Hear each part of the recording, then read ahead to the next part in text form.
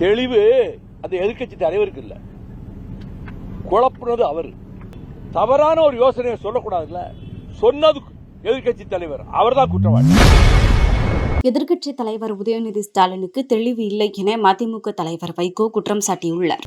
உள்ள திண்மையோடு மன நிறைவோடு தமிழகத்திலே ஊழல் இல்லாத, கமிஷன் பெர்சன்டேஜ் என்ற பேச்சுக்கு இடமில்லாத அரசை தொடர்ந்து நடத்தி தமிழகத்தினுடைய வாழ்வாதாரங்களை காப்பதற்கு அவர் திட்டங்களை செயல்படுத்த வேண்டும் என்பதையும் என்னுடைய வாழ்த்திலே நான் தெரிவித்திருக்கிறேன்.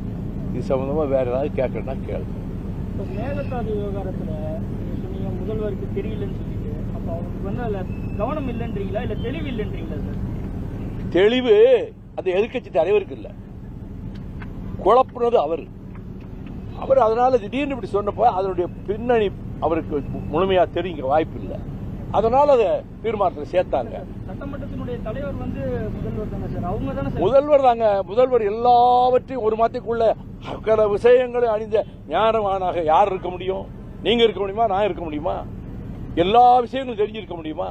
அப்ப தவறான ஒரு யோசனையை சொல்லக்கூடாதுல்ல, சொன்னது எதிர்க்கட்சி தலைவர், அவர்தான் குற்றவாளி.